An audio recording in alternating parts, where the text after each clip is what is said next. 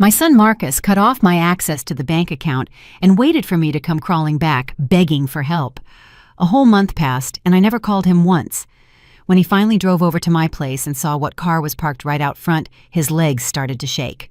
But let me tell you how this whole mess began. Welcome to Betty's Stories. I share new life stories here every day, and I'd really appreciate it if you hit subscribe and liked my video. Now, let's jump back into my story. I'm sure you'll love it if you keep listening till the end. I was in line at the grocery store, my cart completely full. I had chosen every single item with care, calculating the prices just like I always did, because even though there was money in that account, I never stopped being the woman who learned how to stretch every single dollar. I pushed the vegetables through, the chicken, the detergent, and the medication for my blood pressure. The cashier smiled and said the total, $187.50.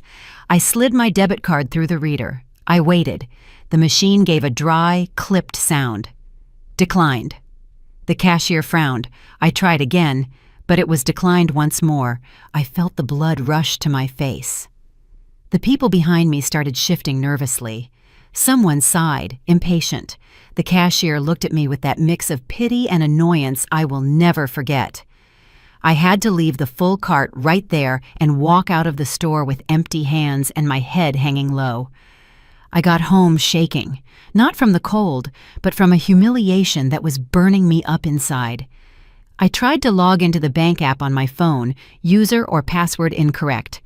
I called the bank. The automated voice asked me to verify my identity. After 10 minutes on hold, a young woman explained to me in a professional, distant voice that my access to the account had been modified. Only the primary account holder could make transactions now. Marcus. My son. Marcus. The same one who had insisted 2 years ago that we put everything in his name to make things easier, so I wouldn't have to worry about a thing. How foolish I was, how blind, how naive to believe that my own child, the creature I carried in my belly, the baby I nursed, the boy I raised alone after his father up and left us, would never do something like this to me.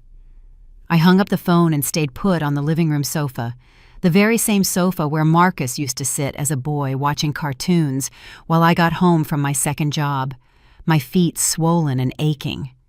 I looked around the walls of this small condo that I'd paid for with years of cleaning other people's houses, with double shifts at the diner, with every single penny I saved by denying myself everything that wasn't strictly necessary. All so he could go to college, all so he could have what I never did. And now I was here, cut off from my own money, unable to buy my own food, unable to pay for my own medication. I reached for the phone, looked up his number. My finger hovered over the screen.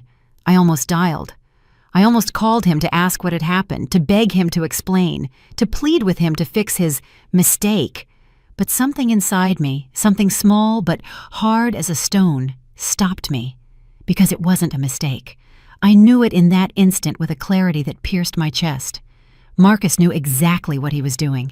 He had cut off my access, waiting for me to run to him, desperate, humiliated, begging for his help, waiting to see me on my knees, waiting to have that power over me, over his own mother. I put the phone down.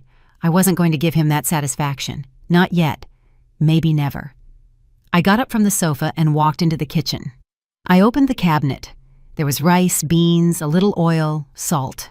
I could survive a few days on that. I had survived worse things. I had survived his father's abandonment. I had survived the poverty that forced me to wash other people's clothes until my hands bled. I had survived the sleepless nights, sewing uniforms to earn a few extra dollars. I had survived everything, and I would survive this, too. That night, I couldn't sleep. I lay staring at the dark ceiling, listening to the hum of the old refrigerator, feeling my mind replay every moment of the last few months. The signs had been there. I simply hadn't wanted to see them. The visits that grew further and further apart. The calls that became shorter and colder. The way Marcus would look away when I spoke. The way his wife, Tiffany, that woman who never looked at me with genuine affection, would smile smugly whenever she saw me. The forgotten birthdays, the broken promises, the Mother's Day that passed without a single word from him. I remembered the last time I went to their house. It was 3 months ago. I had baked his favorite chocolate cake, the one I used to make when he was a boy, the one that always brought a smile to his face. I rang the doorbell. Tiffany opened the door, looking annoyed. She told me they were busy, that I should have called first, that it wasn't a good time. I saw Marcus behind her in the spacious living room of that house, the house I helped pay for with my savings when he was just starting out. He didn't get up. He didn't come to greet me. He just raised his hand in a vague wave and went back to looking at his phone. I stood there, rooted in the doorway, holding that cake like an idiot, feeling the rejection hit me in the chest. I muttered an apology and left. I walked the 4 blocks to the bus stop with the cake in my hands and tears stinging my eyes. But even then, even after that humiliation, I had made excuses. They're stressed. They have a lot of responsibilities. Life is hard for them too. What stupidity? What monumental stupidity on my part to justify the unjustifiable, to swallow the pain and call it love, to accept the crumbs and call it enough. Now, lying in my bed in the dark, I understood the truth. Marcus hadn't cut off my account access by mistake or carelessness. He had done it because he wanted control, because he wanted to see me weak, because somewhere along the line, my son, my baby boy, had become someone capable of punishing his own mother for the simple act of existing. I closed my eyes, and an image flashed in my mind. Marcus, at 7 years old, crying because the kids at school were making fun of his ripped sneakers. Me, kneeling in front of him, wiping his tears, and promising him he'd have new shoes soon. I worked 3 shifts in a row that week. I scrubbed toilets, floors, and windows. I came home every night with my body broken, but on Friday, I put a brand new pair of sneakers on his bed. He jumped for joy, hugged me, and told me I was the best mom in the world. That boy didn't exist anymore. The man he had become was a stranger, a cruel stranger. The following days were a parade of memories that I had buried under layers of excuses and blind hope. Every time I closed my eyes, a different scene appeared, one more piece of the puzzle I had refused to put together. I remembered last Christmas. I had saved for months to buy Marcus that fancy watch he wanted, one of those elegant watches important businessmen wear. It cost me $300. $300 that meant skipping meals, walking instead of taking the bus, not buying the coat I desperately needed for winter. I wrapped it in the prettiest paper I could find. I arrived at their house on the afternoon of December 24th with the gift in my hands and a nervous smile on my face. Tiffany opened the door, looked me up and down with that barely concealed disdain that was now familiar. She let me in, but didn't invite me to sit. I stood by the entrance while she yelled upstairs that I had arrived. Marcus came down the stairs reluctantly, as if my presence was an inconvenience in his perfect day. I gave him the gift. He opened it without looking me in the eye. When he saw the watch, he barely mumbled a dry, "Thanks." Tiffany peered over his shoulder and said they already had 3 identical watches in the drawer. They laughed. Both of them laughed.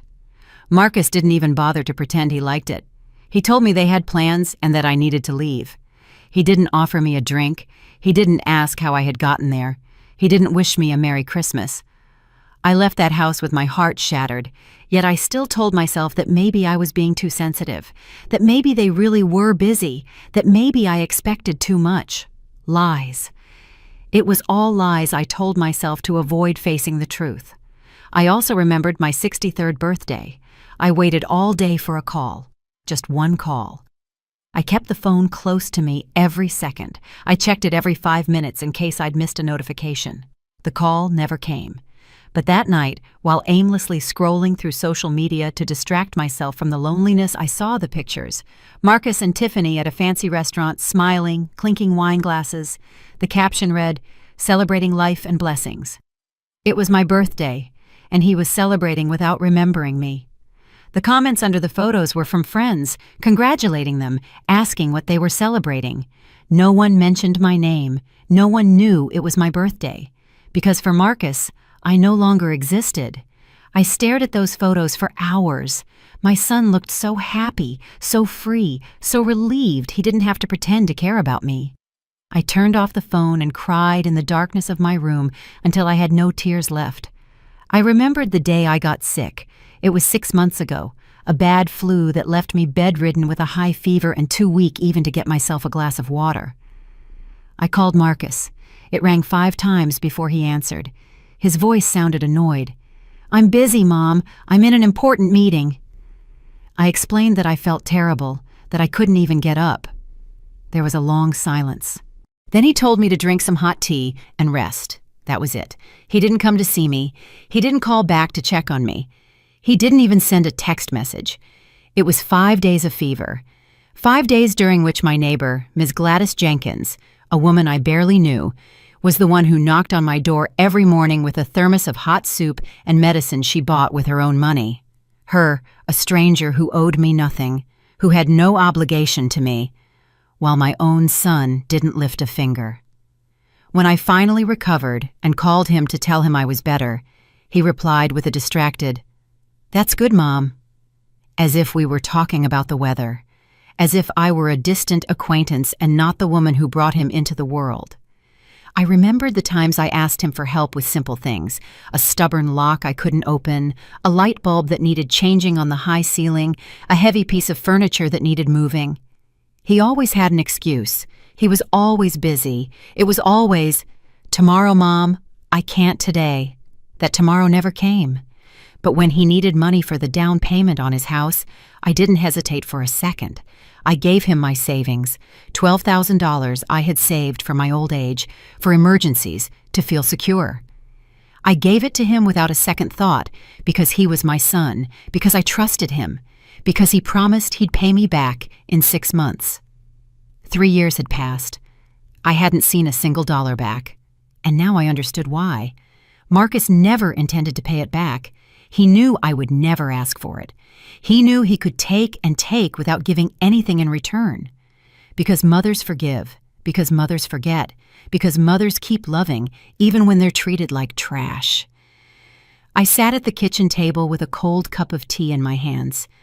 I looked at the walls of this apartment, full of memories, photos of Marcus at every stage of his life, his first day of school, his graduation, his wedding. In all the photos, I was there, always by his side, always smiling, always proud. But in real life, I had ceased to exist for him a long time ago. The truth hit me with brutal force. Marcus hadn't forgotten me by accident. He wasn't too busy. It wasn't that life had absorbed him. He had decided to erase me. He had decided I was a burden, an uncomfortable reminder of his humble past, a shame he preferred to keep far away from his new life of success and appearances. And I, like a fool, had allowed every slight. I had justified every rejection. I had swallowed every humiliation with a smile and a, "It's okay, son, I understand." But no more. Something snapped inside me that night. It wasn't my heart. That had been broken a long time ago.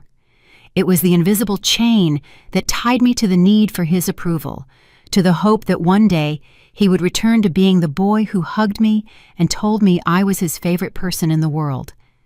That child was dead, and I had to accept it. I got up from the table and walked to my bedroom. I opened the drawer where I kept the old photos. There it was, a picture of Marcus at 5 years old sitting on my lap, smiling with that gap-toothed grin that melted my heart. I held it between my trembling fingers. A tear fell onto the glossy paper. This child loved me. This child needed me. This child saw me as his hero. But that child no longer existed, and the man he had become didn't deserve another tear. I put the photo back in the drawer. I closed the drawer firmly and made a decision. I wasn't going to call him.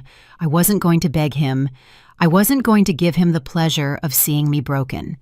If Marcus wanted to play this cruel game of power and control, he would play it alone. I was no longer participating. The first week without calling him was the hardest of my life. Every morning I woke up with the impulse to grab the phone, dial his number, and hear his voice, even if it was cold and distant. Because even my son's rejection seemed better than this absolute silence that surrounded me. But every time my hand reached for the phone, I remembered the humiliation at the grocery store. I remembered his laughter when he saw the watch I gave him. I remembered how he left me sick and alone for 5 days without even asking if I was still alive. And then I would pull my hand back and take a deep breath. The days dragged on, slow and heavy. I sat by the window watching the street. I saw mothers with their children. I saw them laughing together, hugging, and I felt such deep pain in my chest that sometimes it was hard to breathe. But I didn't call. The rice and beans were running out. I counted what was left, maybe enough for 4 more days if I ate small portions. I opened my purse, $22 in cash. That was all I had in the world. $22 and a son who was waiting to see me crawl back to him. I sat on the edge of my bed and let the reality wash over me like a cold wave. I was alone, completely alone. At 64 years old, penniless, cut off from my account with nowhere to turn. Fear settled in my stomach like a cold stone. I could die right here, and Marcus wouldn't find out until someone reported the smell. I could get sick again, and there would be no one to knock on my door. I could scream, and no one would hear me. The tears began to fall uncontrollably. I cried like I hadn't cried since I was a child. I cried for the mother I was. I cried for the sacrifices I made. I cried for the love I gave that was never enough. I cried for the woman who was now sitting on this bed, invisible and forgotten. But at some point, in the middle of that heartbreaking cry, something shifted. The crying stopped. The tears dried. And in their place, something different appeared. Something I hadn't felt in a long time. Rage. Not the explosive rage that breaks things, not the rage that screams and curses. It was a cold, silent rage, firm as steel. I got out of bed and looked at myself in the dresser mirror. I saw an older woman with a face swollen from crying and red eyes. But I also saw something more. I saw a woman who had survived things that would have destroyed others. I raised a son alone. I worked 3 jobs at once. I paid every bill. I kept a roof over our heads. I fed him even when I went without eating. I clothed him even when I wore old, patched-up clothes. I built a human being from scratch. I gave him education, values, and opportunity. And if I could do all that back then, when I was younger but also poorer and more scared, then I could survive this now. Marcus was waiting for my desperate call. He was waiting for me to beg, to plead, to prove to him that without him, I was nothing. But he was wrong. I washed my face with cold water. I brushed my hair. I put on the only decent blouse I had left and went out into the street. I walked 4 blocks to the house of my neighbor Gladys, the same woman who had taken care of me when I was sick. I knocked on her door, my heart pounding hard in my chest. She opened it with a warm smile. She invited me in. She made me coffee without me even asking. She sat across from me in her small kitchen and waited for me to speak. I told her everything. I told her about the bank account. I told her about the grocery store. I told her about Marcus and his cruel silence. I told her about the $22 I had left and the food running out. Gladys listened in silence. When I finished talking, she took my hand in hers. She didn't tell me that Marcus surely had his reasons. She didn't tell me that kids sometimes get confused. She didn't say any of those empty phrases that people say to fill awkward silence. Instead, she said, "Ellie, you don't need that boy. You are stronger than you think." Then she got up and returned with an envelope. Inside were $150. She told me it was a loan with no rush to repay, that I should buy food, pay for what I needed, and that when I could return it, I should, but not to worry about it now. I tried to refuse. It felt like too much. It felt like charity. It felt humiliating to accept money from a neighbor when my own son had left me with nothing. But Gladys closed my fingers over the envelope and looked me in the eye. Accepting help isn't weakness, Ellie. It's smart. I went home with those $150 clutched against my chest. It wasn't much, but it was something. It was the difference between eating and starving, between surviving and giving up. I slept a little better that night. The next day, I went to the grocery store. I bought the basics, no luxuries. Rice, beans, eggs, bread, cheap vegetables. I calculated every cent. I stretched every dollar as far as I could. When the cashier checked out my items and said the total, I pulled out the cash with trembling hands. I paid, took my bags, and walked out of there with my head held high. A small victory, but a victory nonetheless. The following days, I established a routine. I woke up early, did gentle exercise at home to stay active. I cooked my meals carefully. I cleaned the apartment, even though no one was coming to visit, because if I stopped taking care of myself, if I gave up, then Marcus would have won, and I wasn't going to let that happen. One afternoon, while I was doing the dishes, I heard a knock at the door. My heart leaped. For one stupid second, I thought it might be Marcus, that he had come to apologize, that he had come to his senses. I opened the door. It wasn't Marcus. It was a man I didn't recognize at first. Tall, around 50 years old, well-dressed, but not ostentatiously so. He was looking at me with a strange expression, a mix of surprise and something like relief. "Mrs. Eleanor Hayes?" he asked in a soft voice. "Yes," I replied cautiously. "Who's asking?" The man smiled. "I don't know if you remember me. I'm Darius Miller." The name sounded vaguely familiar, but I couldn't place it. He must have noticed my confusion because he continued speaking. "You helped me 15 years ago. I was just a boy who had just arrived in the city. I had nowhere to sleep. I had no money. I was desperately looking for work. You saw me sitting at the bus stop in the rain. You invited me into your home. You gave me food. You let me sleep on your sofa for 2 weeks until I got a job." The memories started flooding back. A young, skinny kid with scared eyes and soaked clothes. I did remember him. I had given him a bowl of hot soup and a blanket. Marcus was a teenager then, and he had complained about having a stranger in the house, but I told him that helping your neighbor wasn't optional. "Darius," I murmured. "Yes, I remember you." He nodded. "Mrs. Hayes, I never forgot what you did for me. You didn't know me at all. You had no reason to trust me, but you did. You treated me with dignity when the rest of the world saw me as trash." "It was nothing," I said, looking down. "Anyone would have done the same." "That's not true," he replied firmly. "No one else did. Only you." There was an uncomfortable silence.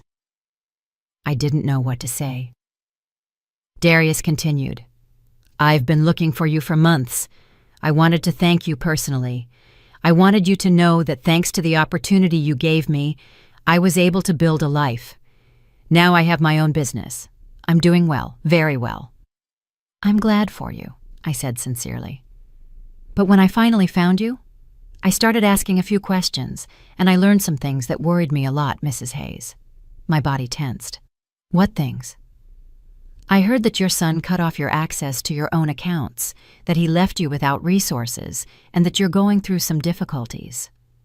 I felt shame burn my cheeks. "It's none of your business," I murmured. "You're right," he said. "It's not my business, but I owe you a debt I can never fully repay, so let me help you now." "I don't need charity," I replied with more sharpness than I intended. "It's not charity, Mrs. Hayes. It's justice."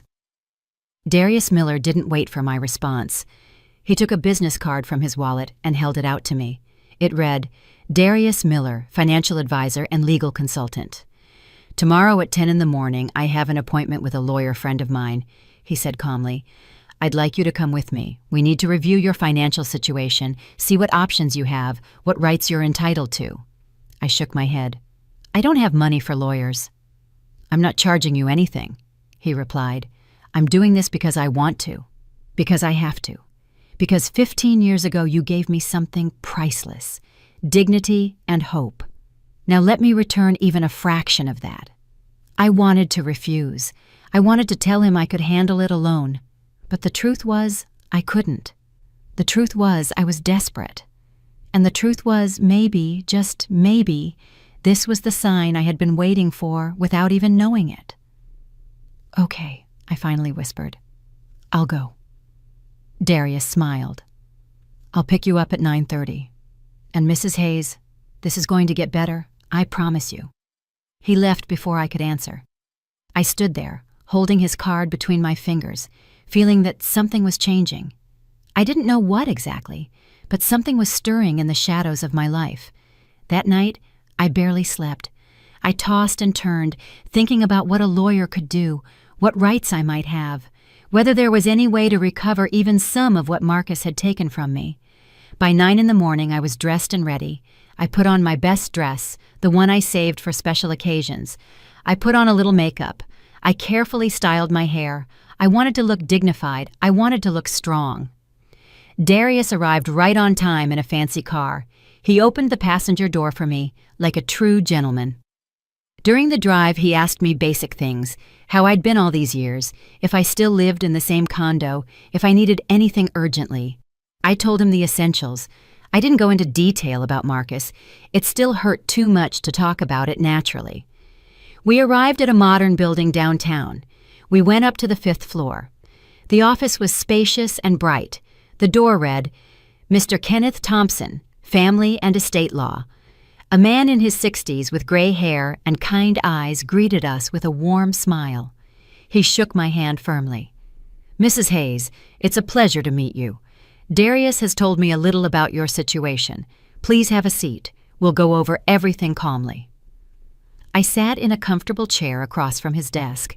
Darius sat beside me. Ken opened a notebook and picked up a pen. Tell me everything from the beginning, he said softly. What exactly happened with your bank account? I took a deep breath and began to speak. I told him how Marcus had convinced me to put everything in his name, how he had promised it was to make things easier, how I had trusted him blindly. I told him about the day at the grocery store, about the call to the bank, about the month that had passed without access to my own money. Ken listened, taking notes. Occasionally he asked specific questions, how long the account had been in Marcus's name, whether I had signed any documents, whether there was any proof that I had contributed to the money. I explained that my deceased husband's Social Security survivor benefits were deposited into that account, and that I had also put in my own savings, that technically part of that money was legally mine. Ken nodded slowly. This is financial abuse, he said firmly, and it is potentially a crime. Your son cannot simply cut off your access to funds that legally belong to you, especially if your Social Security is deposited there. I felt something stir in my chest. You mean I can do something?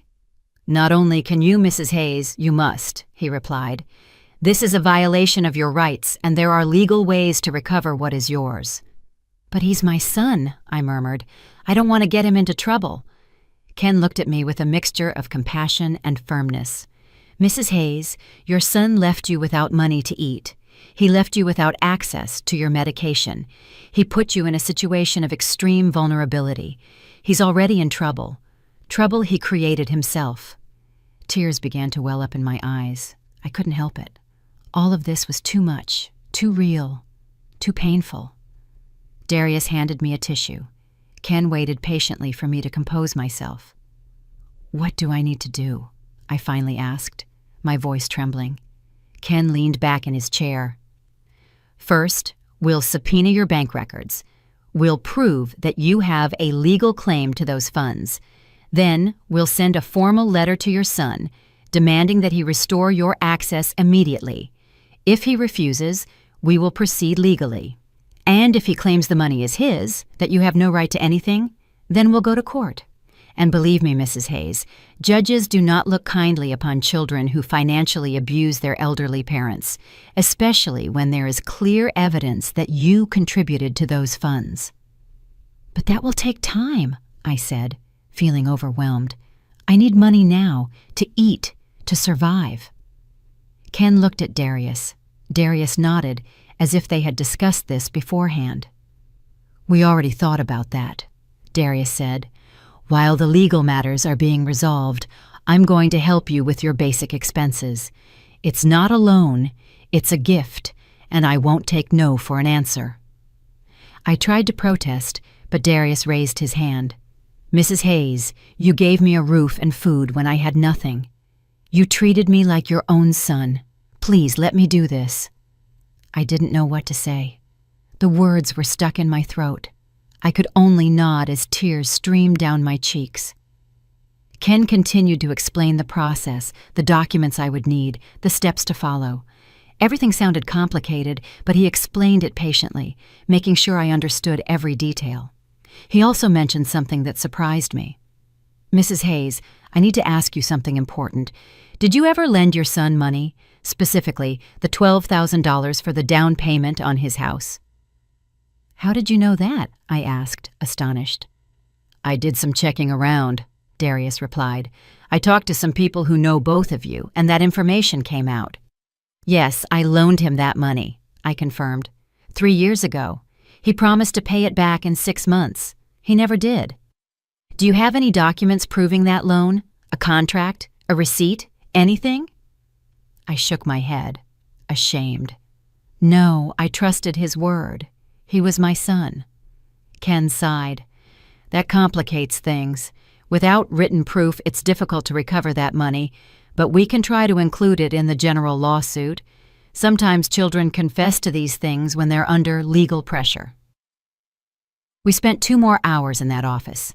I signed documents authorizing Ken to request my bank records. I signed a power of attorney so he could act on my behalf. I signed everything they put in front of me because, for the first time in weeks, I felt like someone was on my side. When we left the building, the sun was shining brightly. Darius took me to lunch at a modest but cozy restaurant. He ordered for both of us without asking what I wanted, as if he knew I was too emotionally exhausted to make decisions. We ate in silence for a while. Then Darius spoke. "Mrs. Hayes, I know this is hard. I know that legally facing your son is probably the last thing you ever wanted to do in life." "It is," I admitted. "I never thought it would come to this." "But you deserve respect. You deserve dignity. And you deserve to have access to your own money. What Marcus did is not only cruel, it's illegal." "I know," I whispered. "But he's still your son," Darius said. "And you're still his mother. A mother who sacrificed everything for him. A mother who deserves better than this." We finished eating. Darius paid the bill despite my protests. Then he handed me an envelope. "There are $2,000 in there," he said before I could speak. "Use it for whatever you need. Food, medicine, bills, whatever. And don't worry about paying it back.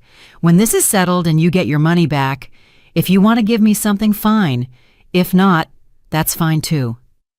"Darius, this is too much," I said, my voice breaking. "Nothing is too much for the woman who saved my life," he replied firmly. He drove me back home. Before I got out of the car, he gave me a phone number.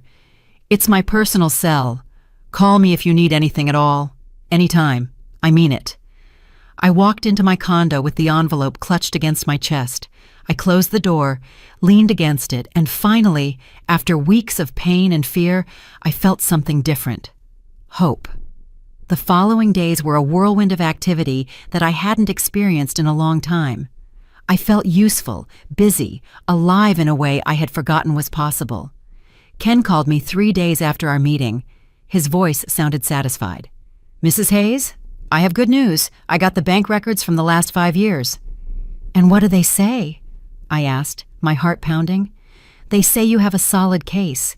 Your Social Security survivor benefits have been deposited into that account religiously every month. That's $250 monthly for 5 years. That's $15,000 that entered that account and is legally yours."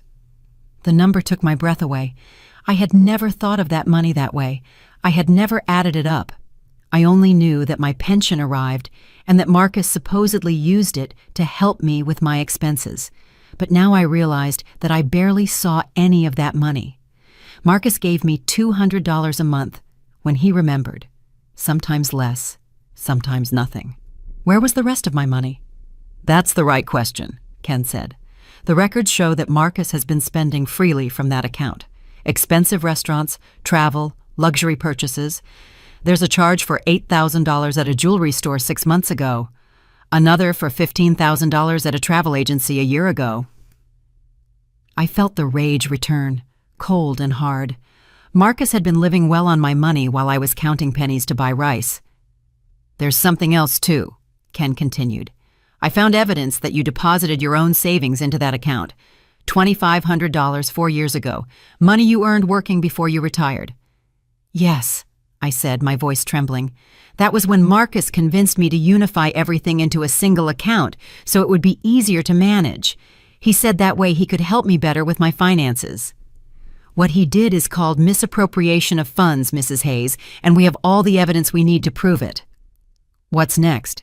I asked. Now we send him a formal letter. A letter explaining that we know exactly what he did, that he has 7 days to restore your full access to the account, and to compensate you for the funds he improperly spent. If he doesn't respond or refuses, we proceed with a formal lawsuit. Do it, I said without hesitation. I was no longer afraid. I no longer had doubts. Marcus had crossed a line that there was no coming back from. The letter was sent the next day via certified mail. Ken told me Marcus would have to sign for it, so we would know exactly when he read it. Meanwhile, Darius kept visiting me regularly. He brought food. He brought companionship. He brought stories from his life that made me laugh for the first time in months. He told me how, after I gave him shelter 15 years ago, he got a job at an accounting firm. He started from the bottom, cleaning offices, but he was smart and observant. He learned, studied at night, earned certifications, and climbed the ladder. Now he had his own financial consulting firm. He had employees, important clients. He had a life that seemed like it came out of a dream. And it all started because you gave me a chance, he told me one afternoon while we drank coffee in my small kitchen, because you saw me as a human being when everyone else saw me as a problem. I just did the right thing, I replied, feeling uncomfortable with so much gratitude. Exactly, he said. You did the right thing. Now let me do the right thing too. A week later, Ken called me urgently. Mrs. Hayes, Marcus received the letter 3 days ago, and he responded today. What did he say? I asked, feeling my stomach clench.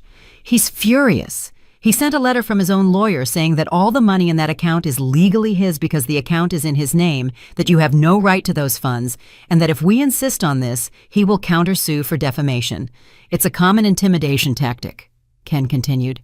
But it won't work. We have the evidence. We have the records that show where that money came from, and we have the law on our side. So what do?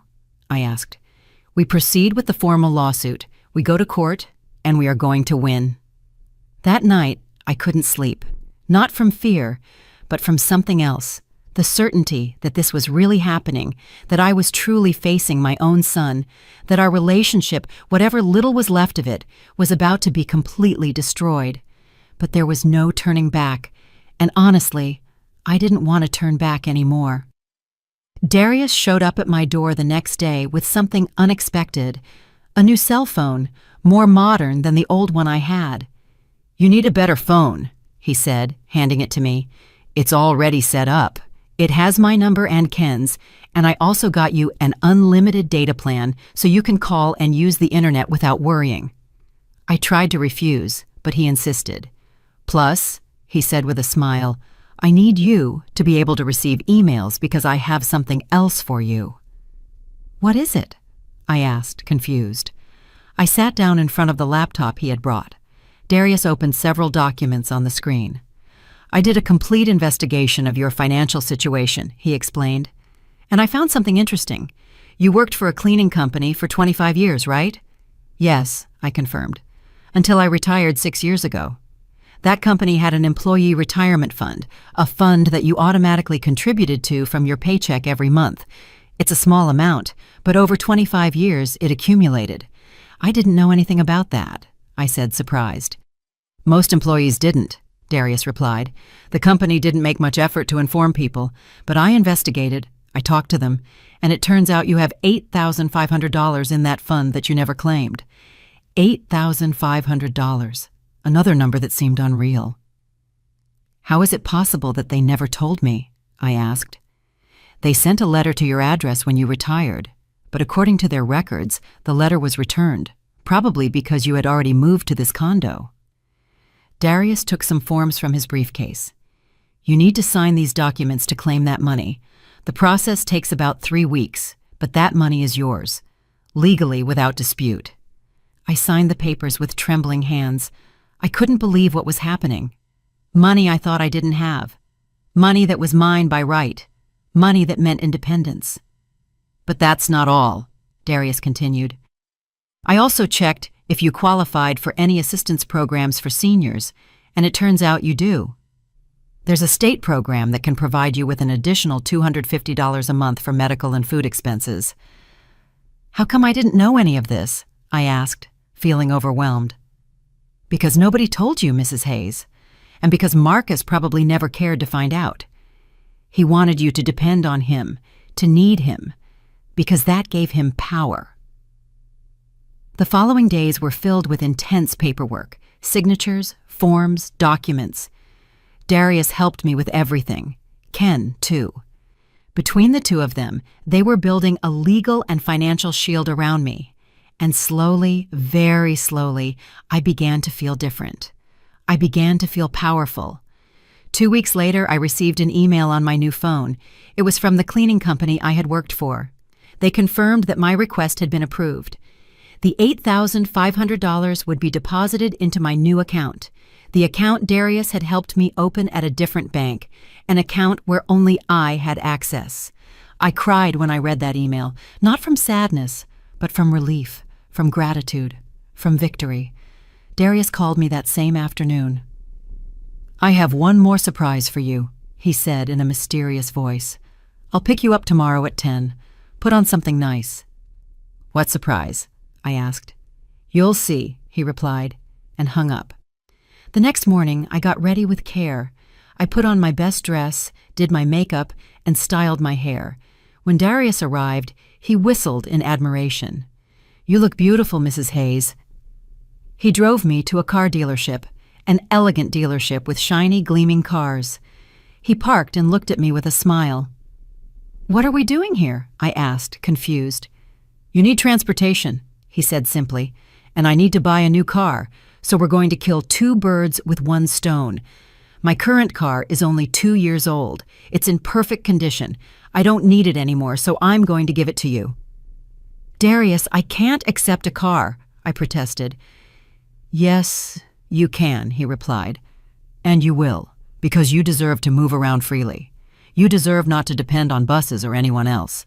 You deserve to have your own ride. I tried to argue, but he was already getting out of the car. I followed him inside the dealership. A half hour later, we were signing the transfer papers. The car was now in my name, a beautiful silver car with barely 20,000 miles on it. Darius handed me the keys. It's yours, Mrs. Hayes. Enjoy it. I stood in the dealership parking lot, holding those keys, looking at that car that was now mine, and I felt something I hadn't felt in a long, long time. I felt like my life belonged to me again. Learning to drive that car was like learning to live again. It had been years since I sat behind a steering wheel. When my husband died, I sold our old car because I couldn't afford the maintenance or the gas. Since then, it had been the bus, long walks, depending on the goodwill of others to get places. But now I had my own car, my own freedom on 4 wheels. Darius came with me the first few times. He took me to an empty parking lot where I practiced for hours, starting, braking, turning, parking. My hands were shaking at first. I was afraid of crashing, of scratching the car, of making a mistake. But little by little, the muscle memory returned. The movements became more natural. Confidence grew. A week later, I dared to drive alone for the first time. I only went to the grocery store, which was 10 blocks from my house, but those 10 blocks felt like crossing a continent. I parked, I did my shopping. I returned to the car with my bags, and when I got home and turned off the engine, I sat in silence for several minutes, smiling like a fool. I had done it alone, without help, without depending on anyone. The days passed, and I felt stronger every day. The money from the retirement fund had arrived in my account. $8,500 gleamed on my phone screen every time I checked the bank app. My money in my account, under my control. The approval for the state assistance program had also arrived, $250 additional every month. It wasn't much, but added to my pension, which I would soon recover, it meant stability. It meant not having to count every cent in terror. Gladys, my neighbor, noticed the change in me. One day, she invited me over for tea and looked at me with that wise smile that women who have lived a lot have. "You look different, Ellie," she said. "You look taller, stronger." "I feel different," I admitted. "I feel like I was asleep for years and have finally woken up." She nodded. "That's what happens when you stop living for others and start living for yourself." Her words stayed with me. She was right. For decades, I had lived for Marcus. My decisions, my sacrifices, my dreams, everything had revolved around him.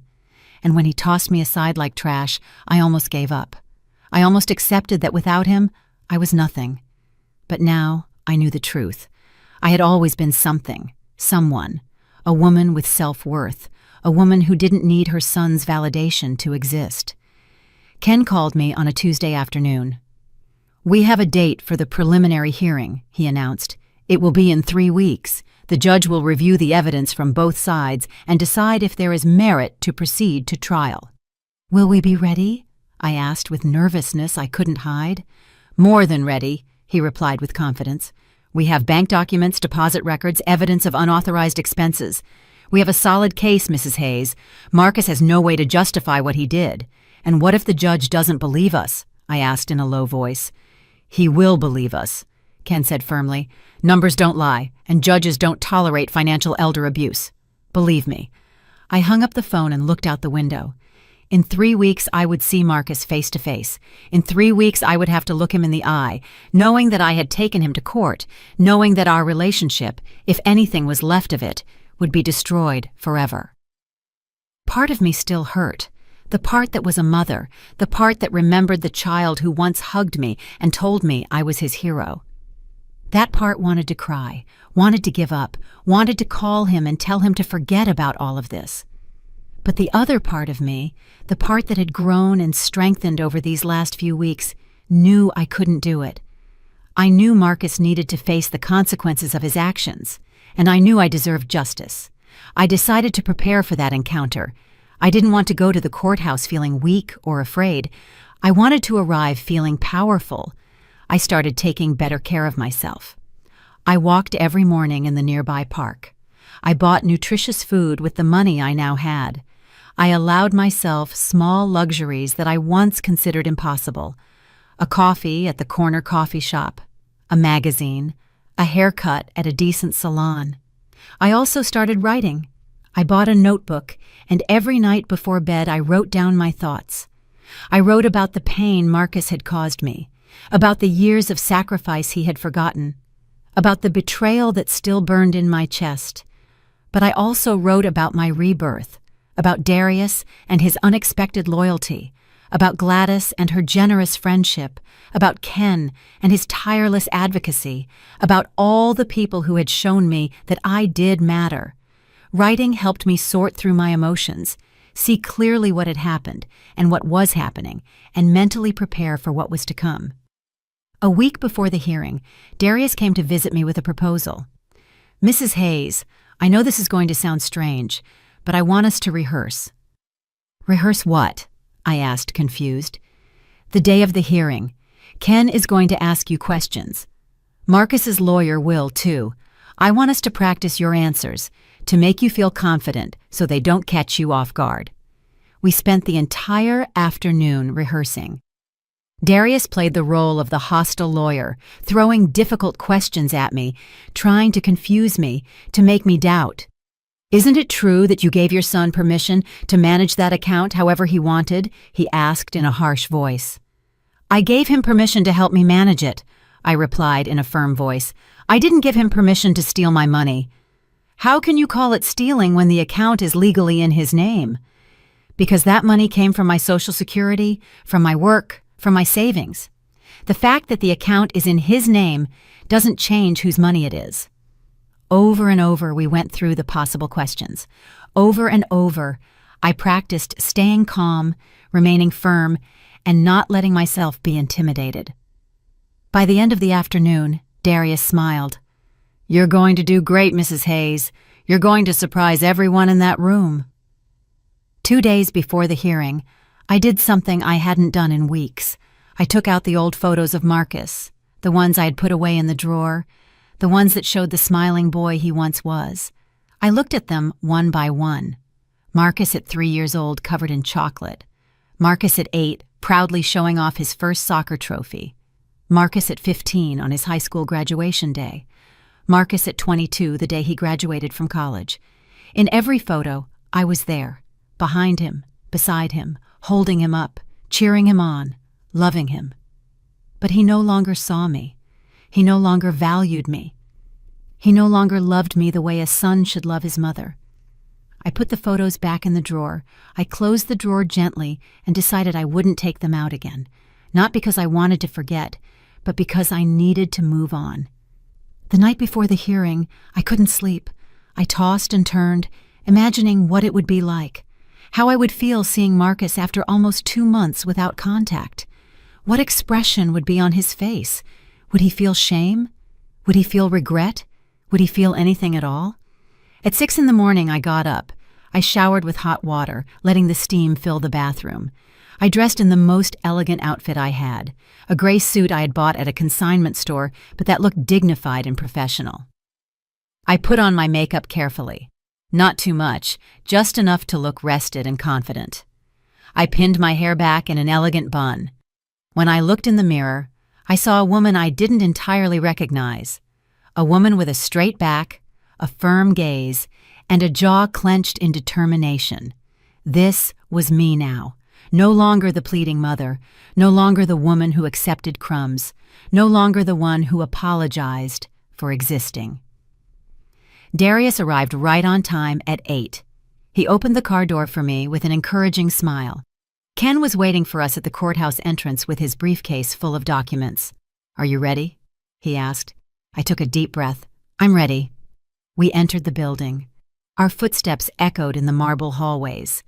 The air smelled of old paper and pending justice, and then, turning a corner, I saw him.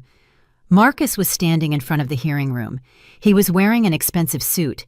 Next to him was his lawyer, a tall man with a serious expression, and next to him, Tiffany, glaring at me with barely concealed disdain, as if I were the villain in this story, as if I were the one who had done something wrong. Our eyes met, and in that moment, when I saw the expression on his face, a mixture of shock, rage, and something akin to fear, I knew I had made the right decision. I wasn't going to back down. I wasn't going to give up. I wasn't going to give him the pleasure of seeing me broken. I raised my chin, held his gaze without blinking, and walked toward the hearing room with my head held high. The hearing room was smaller than I had imagined. Cream-colored walls, rows of wooden benches, and at the front, the elevated desk where the judge would sit to decide our fate. Ken guided me to our table. Darius sat in the first row behind us, his presence quiet but comforting. Across the room, Marcus sat down next to his lawyer. He didn't look at me again. He kept his gaze forward, his jaw tight, his hands clenched on the table. Tiffany sat behind him, glaring at me. "All rise," the bailiff announced. The judge entered. A man in his 60s with completely white hair, his expression serious but not cruel. He sat down and gestured for us to do the same. "Case number 47328, he read from his computer. Eleanor Hayes versus Marcus Hayes. Dispute over fund access and misappropriation. Let us proceed." Ken stood up. "With your permission, Your Honor, I would like to present my client's situation first." The judge nodded. "Go ahead." Ken began to speak. His voice was clear, firm, and professional. He explained how Marcus had convinced me to put the account in his name, how he had cut off my access without warning, and how he had left me without resources for basic necessities. Then he presented the evidence. The bank records projected onto a large screen, my monthly Social Security deposits clearly marked, and the excessive withdrawals and expenditures Marcus had made. A charge of $8,000 at a jewelry store, Ken pointed out. Another for $15,200 at a travel agency. Multiple charges at luxury restaurants, totaling over $20,000 in the last year. All of this while my client was surviving on rice and beans. The judge studied the documents carefully, making notes. From time to time, he looked up at Marcus, who was sinking lower and lower into his chair. We also have evidence, Ken continued, that Mrs. Hayes deposited $2,500 of her own savings into this account 4 years ago, money she earned working, money that Mr. Hayes has used as if it were his own. Marcus's lawyer stood up. Objection, Your Honor. The account is legally in my client's name. He has every right to manage those funds as he sees fit. The judge looked at him with a raised eyebrow. Even when those funds come from his elderly mother's pension? Even when he left her without access to her own money? Even when she needed that money to survive? The lawyer hesitated. Mr. Hayes was trying to protect his mother from unnecessary expenses, trying to ensure the money was used wisely. By buying $8,000 in jewelry? The judge asked dryly. Is that protection or appropriation? An uncomfortable silence filled the room. The judge turned to Marcus. Mr. Hayes, please stand. Marcus slowly got to his feet. His face had lost all color. Explain to me, the judge said, how spending $8,000 at a jewelry store protects your mother. Explain to me how $15,000 trips are for her benefit. Marcus opened his mouth, but no sound came out. His lawyer whispered something in his ear. Marcus cleared his throat. I thought the money was for family use, he stammered. For all of us. That money is your mother's Social Security survivor benefit, the judge replied in a cold voice. It is not a family fund. It is the sustenance of a 64-year-old woman who worked her entire life, and you spent it on personal luxuries while she wondered how she was going to eat. Marcus lowered his gaze. He had no answer. He couldn't justify the unjustifiable. The judge turned to me. Mrs. Hayes, please stand. I stood up, my legs trembling. Ken gave my arm a discreet squeeze. Tell me in your own words what happened the day you discovered you didn't have access to your account, the judge said in a softer voice. I took a deep breath. I was at the grocery store, I began. I had filled my cart with the basics, simple things, food, medicine.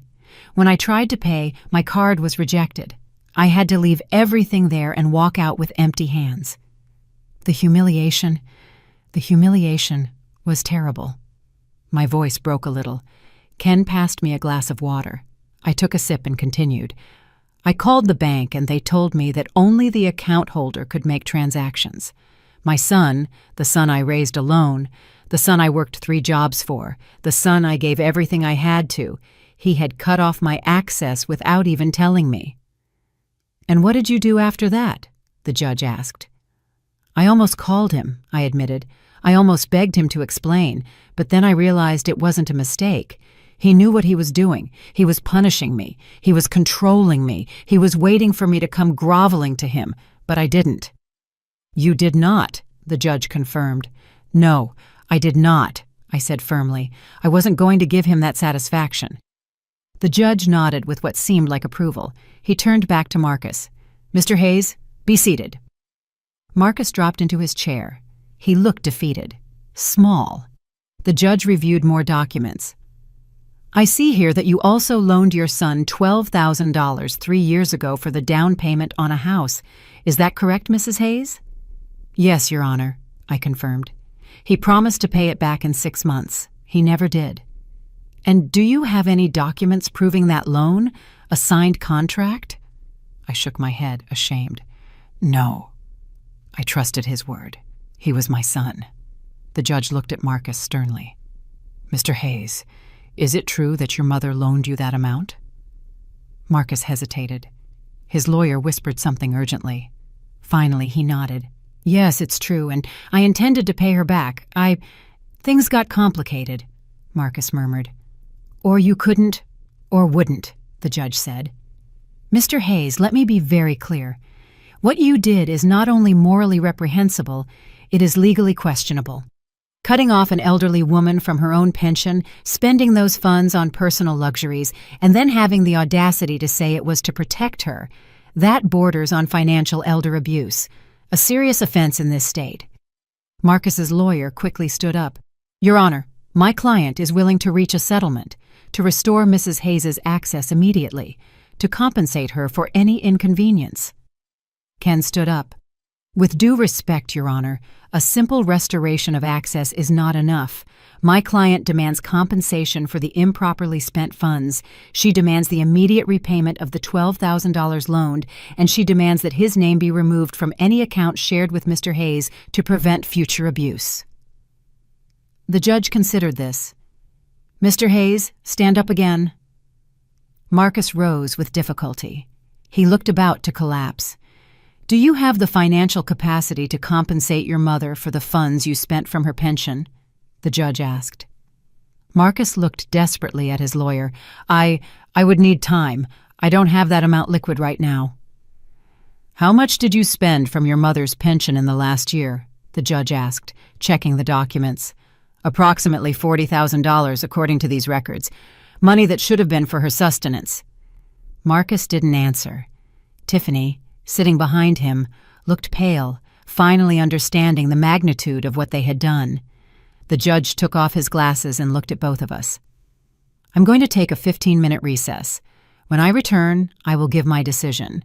I strongly suggest that both parties consider a settlement during this time, because if I have to dictate a sentence, Mr. Hayes, I assure you that you will not like the result.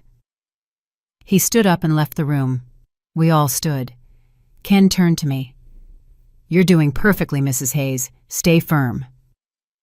On the other side of the room, Marcus's lawyer was talking urgently with him and Tiffany. I watched them gesticulate, arguing in furious whispers. Then Marcus stood up and walked slowly toward our table. Ken and Darius tensed, ready to intervene if necessary, but Marcus wasn't approaching with aggression. He was approaching with defeat. "Mom," he said in a hoarse voice. His voice sounded strange, as if he hadn't said that word in a long time. I looked at him expressionless. I didn't say anything. I just waited. "I need to talk to you alone, please." Ken was about to object, but I raised my hand. "It's okay." We walked out into the hallway. We stood facing each other, my son and I, bound by blood, but separated by an abyss of pain and betrayal. "I'm sorry," he finally said. Tears were starting to form in his eyes. "I'm so sorry, Mom. I don't know what happened to me. How did I get here?" I looked at him in silence. Part of me wanted to hug him. Part of me wanted to tell him everything was okay, but it wasn't, and I wasn't going to lie. "You know what you did to me," I said in a calm but firm voice. "You didn't just take the money. You took my dignity. You made me feel like I was worthless, that I was a burden. You waited for me to come crawling and begging." Marcus sobbed. "I didn't mean to. Things just got out of control." "You had control," I countered. "Control over my money, control over my life, and you used it to hurt me." "How can I fix this?" he asked desperately. I looked him straight in the eyes. "You're going to restore my access right now.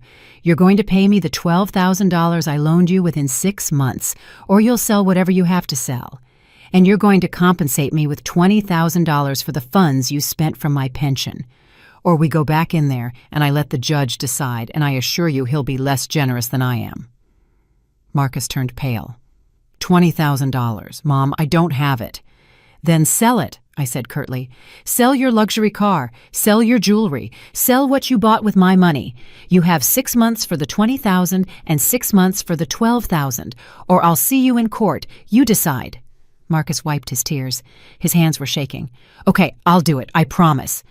"Your promises don't mean anything to me anymore, Marcus," I said sadly. "But legal documents do. Ken is going to prepare an agreement. You're going to sign it, and if you default, you will lose much more than money." We returned to the room. Marcus spoke with his lawyer. When the judge returned, Ken announced that we had reached a settlement. The judge listened to the terms. He nodded in approval. "That seems fair to me. Prepare the documents. I want them signed before you leave this building." An hour later, everything was signed and notarized. Marcus avoided my gaze. Tiffany completely ignored me. I walked out of the courthouse with my head held high. I had won, and not just the money. I had won my dignity back. The days after the hearing were strange. Quiet in a different way. It wasn't the heavy silence of loneliness and abandonment I had felt before. It was a silence of peace, of quiet victory, of knowing that I had done the right thing. 2 days after the hearing, I received a notification from my bank. My access had been fully restored. I opened the app on my phone, and there it was. My account, my money, my control. There were $6,000 in the account. It wasn't everything that should have been there. Marcus had spent so much, but it was a start, and with the payments he would have to make, I would eventually recover what belonged to me. The first thing I did was transfer all that money to my new personal account, the account where only I had access, where no one could touch a single cent without my permission. Then I closed the shared account with Marcus forever. That afternoon, Gladys came to visit me with a cake she had baked. She sat with me at my small kitchen table and looked at me with those wise eyes that had seen so much in life. "You did it," she said simply. "You got your life back." "Yes," I replied, feeling tears threaten to spill. "I did it, but it feels strange, like I won something, but I also lost something." "You lost the illusion," Gladys said gently. "The illusion that your son was who you thought he was. And that hurts. It always hurts. But it's better to live in the painful truth than in the comfortable lie." She was right. I had been living a lie for years, pretending that Marcus still loved me, pretending that his coldness was temporary, pretending that things would go back to how they were. But now I lived in the truth, and although it hurt, it was also liberating. Darius continued to visit me regularly. He took me places I never would have had the courage to visit alone: the art museum, the theater, free concerts in the park. He showed me that there was life beyond the pain, that there was beauty beyond the betrayal. One afternoon, he took me to a small coffee shop overlooking the river. We sat on the patio as the sun set, painting the sky orange and pink. "Mrs. Hayes, I have to tell you something," he began, his voice serious. My heart sped up. "What is it?" "I've been thinking a lot about all of this, about how you helped me years ago, about how I was able to help you now. And I realized something. Life is a circle. The kindness we give comes back to us, sometimes in ways we never imagined." I smiled. I always believed that, even though these last few months made me doubt it. "But it's true," Darius insisted. "You gave me shelter when I had nothing. And look, now I was able to give some of that back to you when you needed it. That's how the universe works. Kindness is never lost." His words struck me deep. He was right. I had spent so many years giving everything to Marcus, expecting him to give it back to me. But the universe returned that kindness to me through Darius, through Gladys, through people who owed me nothing but chose to help me anyway. 3 weeks after the hearing, Marcus made his first payment. $10,000 deposited into my account. There was no message with the deposit, no note, no additional apology. Just the money. And that was enough for now. I used part of that money to pay back Gladys the $150 she had loaned me when I needed it most.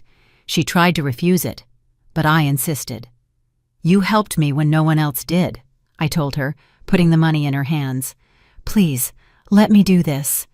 She finally accepted with tears in her eyes. "You're a good woman, Ellie. Don't let anyone ever make you think otherwise."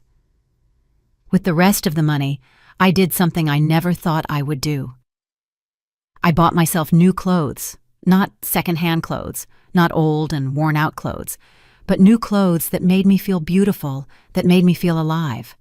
I also allowed myself small luxuries, a subscription to a streaming service, new books, fresh flowers for my condo, simple things that filled my life with color. One morning, as I drank coffee by my window, looking out at the street, my phone rang. It was a number I didn't recognize. I hesitated before answering. "Hello," I said cautiously. "Grandma," a small voice replied, making my heart stop. It was Zoe, Marcus's daughter, my 9-year-old granddaughter, whom I hadn't seen in almost 4 months. "Zoe," I whispered, instantly feeling the tears well up. "Sweetheart, how are you?" "I miss you, Grandma," she said, her voice trembling. "Dad won't let me visit you. He says you're fighting, but I don't understand why. I just want to see you." My heart broke into 1,000 pieces. "I miss you too, my love. So much." "I took Dad's phone when he was in the shower," she confessed. "I don't have much time, but I wanted to hear your voice. I wanted you to know that I didn't forget you." "I could never forget you either," I told her, crying openly. "You are my treasure, my beautiful girl." "Will you come to my birthday party next month?" she asked hopefully. "I'm turning 10. "I don't know if your dad will invite me, honey," I replied honestly. "I don't care if he invites you or not," she said with a determination that surprised me. "I want you there. It's my birthday, and I decide who comes.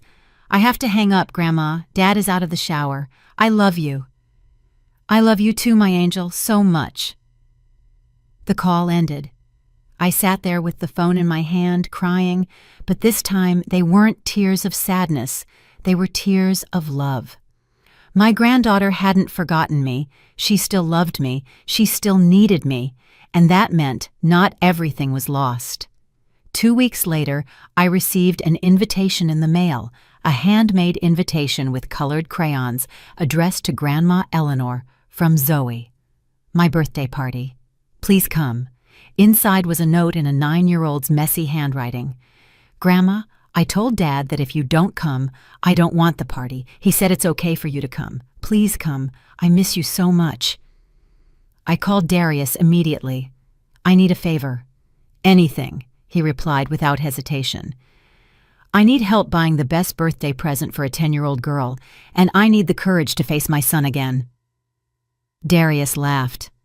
"The gift is easy to get. And the courage, Mrs. Hayes, you already have it. You just need to remember it." On the day of Zoe's birthday, I got ready with care. I put on one of my new dresses, did my makeup, and styled my hair. I wanted my granddaughter to see me radiant. I wanted her to know that her grandmother was okay. Darius accompanied me. He insisted on being present in case I needed moral support. We arrived at Marcus's house at 3 in the afternoon, exactly as the invitation stated. The door was open. There were balloons and decorations everywhere, children running and laughing, and there in the middle of everything was my Zoe. When she saw me, her little face lit up like a Christmas tree. "Grandma!" she shouted, running toward me. I caught her in my arms and hugged her with all my strength. She smelled like strawberry shampoo and cake. She felt warm, alive, and perfect. "You came?" she sobbed against my shoulder. "I thought you weren't coming." "Nothing in this world could have stopped me from coming," I whispered in her ear. "Nothing." Marcus appeared at the door. He looked uncomfortable as he watched us. Tiffany stood behind him with an unreadable expression. "Eleanor," my son said in a strained voice, "thanks for coming." "Thanks for allowing me to come," I replied with polite coldness. Zoe took my hand and dragged me inside. She showed me every decoration. She introduced me to all her friends. She made me feel like I was the guest of honor. Throughout the afternoon, Marcus avoided me.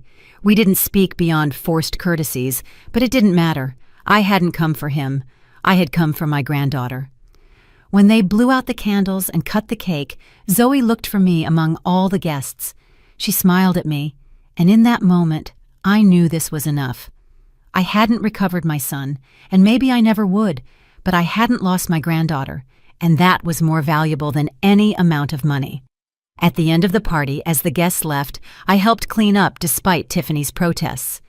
Zoe stayed glued to me the whole time, as if she feared that if she let go, I would disappear.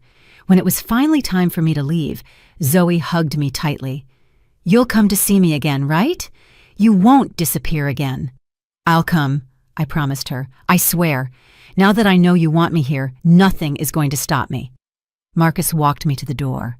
Before I left, he spoke in a low voice.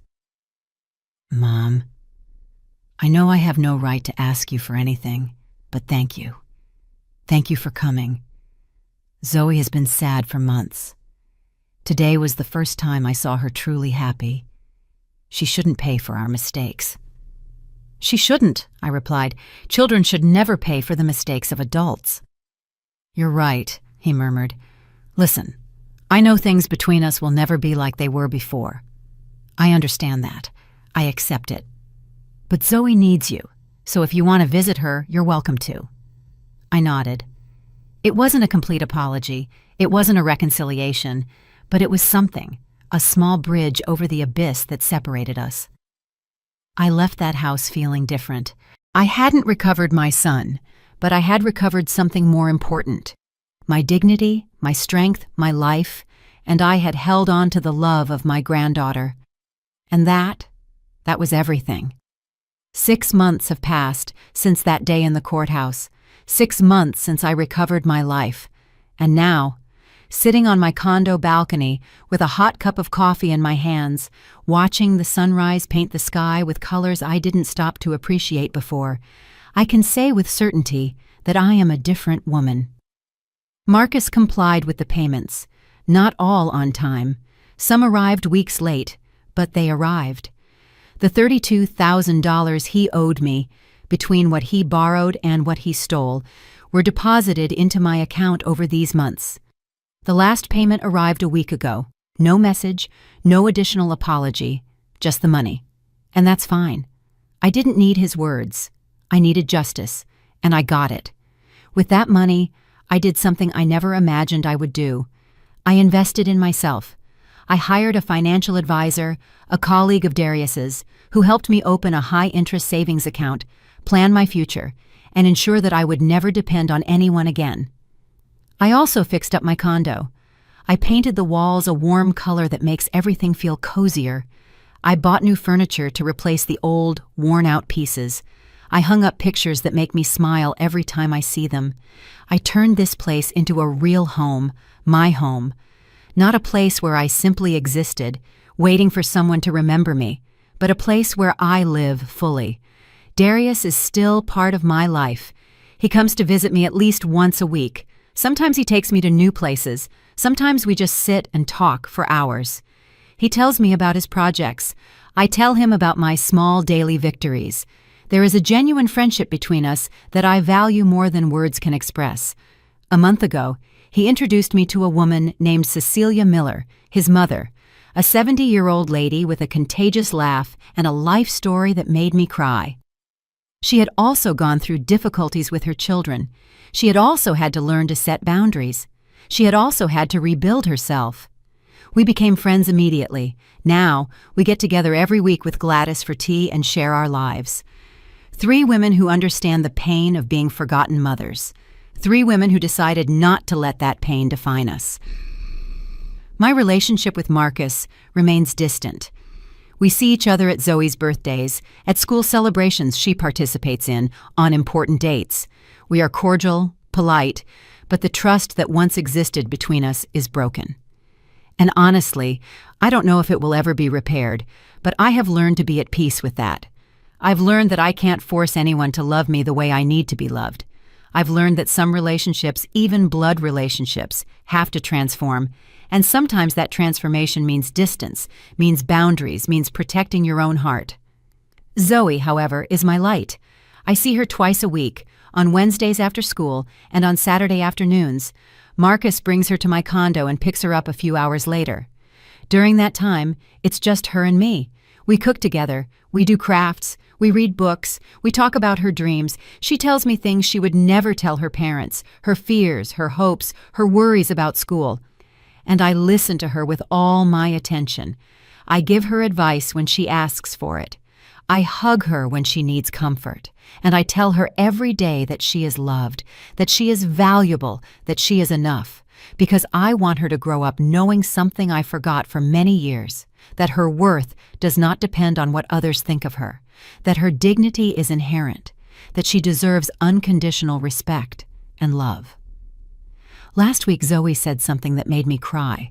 We were baking cookies when she suddenly stopped mixing the dough and looked at me very seriously. "Grandma, when I grow up, I want to be like you," she said. "Like me?" I asked, surprised.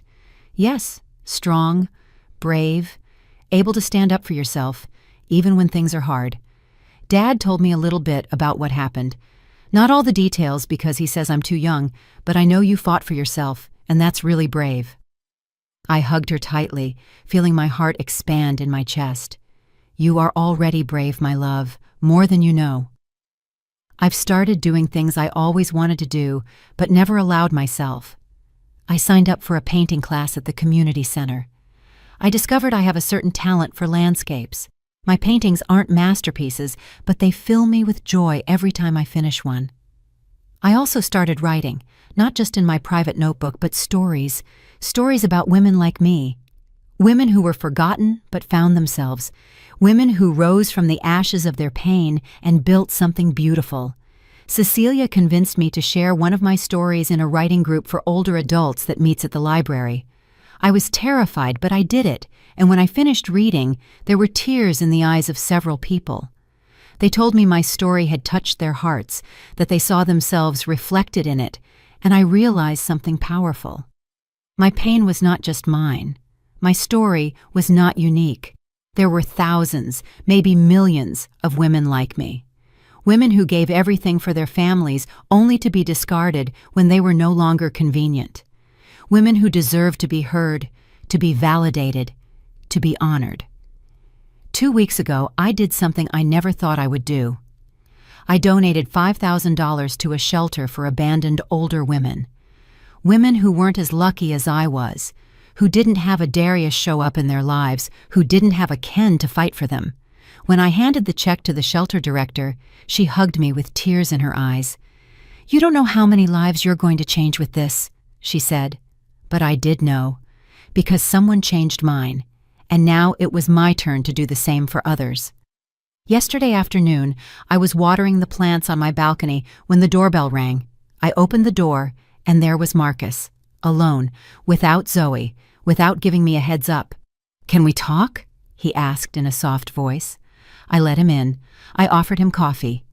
We sat down in my new living room with an uncomfortable distance between us. "Mom," he started, and then stopped. He cleared his throat and tried again. "I've been going to therapy. Ever since the lawsuit, my wife insisted, and I've been working on a lot of things." "I'm glad," I said sincerely. "The therapist made me see things I didn't want to see. How I treated you, how I used you, how I took for granted everything you did for me, and I want you to know that I am ashamed, deeply ashamed." Tears streamed down his face. "I don't know if you can ever forgive me, and I would understand if you can't, but I needed to tell you that I am truly sorry and that I'm going to spend the rest of my life trying to be better, trying to be the son you deserved from the beginning." I didn't say anything for a long moment. I just watched him cry. I watched the man he had become finally face what he had done. "Marcus," I finally said, "I don't know if things between us will ever go back to how they were. Honestly, I don't think they can be. Some things, once broken, can't be fully repaired, but I appreciate your apology, and I appreciate that you're working on yourself." He nodded, wiping his tears. "That's all I can ask for." He stayed for another hour. We talked about superficial things, the weather, Zoe and her school performance, his work. It was strange, but not terrible. And when he left, he hugged me. An awkward, clumsy hug, but a hug nonetheless. I don't know what the future holds for our relationship. I don't know if we will ever be close again, but I know that I will be okay no matter what happens, because I finally learned the most important lesson of my life. My worth does not depend on how others treat me. My dignity is not subject to anyone's approval. My life belongs to me, and I am enough. I always was. This morning, I woke up with the sun streaming through my window. I made my favorite coffee. I sat on my new balcony and smiled. I smiled because I'm alive, because I have a roof over my head that I paid for with my own effort, because I have food in my cupboard and money in my account, because I have true friends who value me, because I have a granddaughter who loves me unconditionally. I smiled because I survived. And I didn't just survive. I was reborn. I am Eleanor Hayes. I am 64 years old, and my life is just beginning. To all the women who are reading this, who might see themselves reflected in my story, I want to tell you something. If someone makes you feel invisible, if someone discards you as if you are worthless, if someone abuses your kindness and your love, remember this: you are valuable. You matter, and you deserve to be treated with dignity and respect. Don't be afraid to set boundaries. Don't be afraid to stand up for yourself.